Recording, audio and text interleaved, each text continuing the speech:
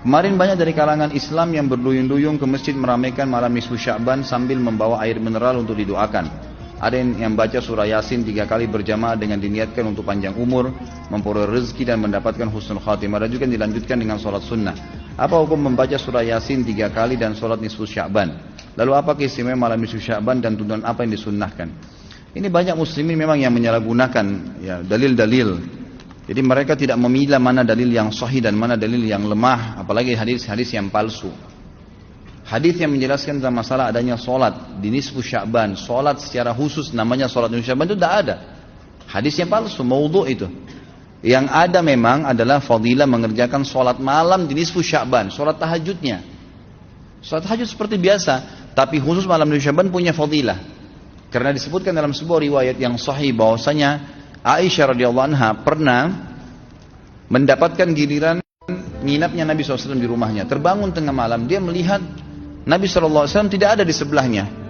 Maka Aisyah radhiyallahu anha terbawa rasa cemburu. Dia memakai bajunya kemudian mengelilingi rumah-rumah Nabi yang lain. Ya, istri Nabi yang lain takut Nabi ada di sana gitu. Diketukin satu-satu ternyata nggak ada. Lalu Aisyah tergopoh-gopoh pergi ke masjid mendapatkan Nabi SAW sedang sholat. Begitu Nabi SAW lihat Aisyah lagi ngos-ngosan jalan gitu kan, kena buru-buru, kata Nabi SAW, wahai Aisyah, kau cemburu lagi? Ini adalah malam nisfu Sya'ban. Artinya saya sholat malam ini karena ini adalah nisfu Sya'ban. Ini hadis yang sahih gitu kan. Dan memang dianjurkan oleh para ulama, mereka mendirikan sholat malam di malam nisfu Sya'ban itu sholat tahajudnya, tidak ada malam khusus, tidak ada sholat khusus namanya malam nisfu Sya'ban. Di siang harinya dianjurkan seseorang berpuasa. Karena Nabi SAW memperbanyak puasa. Terlebih lagi nisfu Sya'ban itu ya, kenanya malamnya itu berarti puasa tanggal 14. Kalaupun nisfu Sya'bannya malam hari ke-15. Dan kita tahu ada puasa Iyamul Bid. Ada 13, 14 dan 15. Itu kita dianjurkan puasa 3 hari.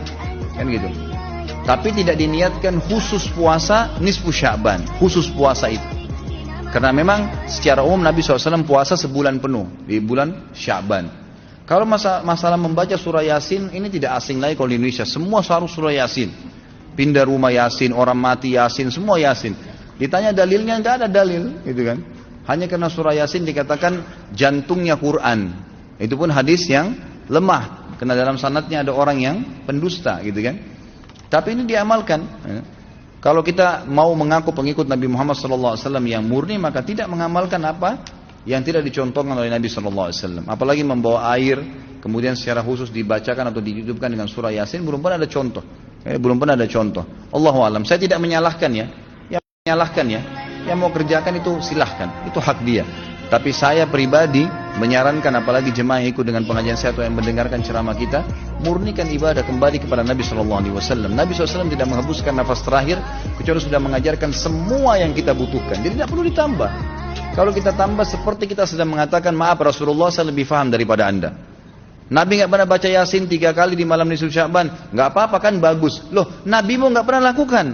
Nabi yang nerima dari langit wahyu, nggak pernah lakukan, nggak apa-apa. Berarti sama saja anda bilang, maaf Rasulullah saya lebih ngerti. Kan itu. Ini keliru, nggak boleh. Kan itu. Jangan tambah-tambah agama, biarkan dalam keadaan murni. Sedangkan murni saya sudah banyak sekali yang kita bengkalaikan, apalagi kalau ditambah-tambah. Gitu.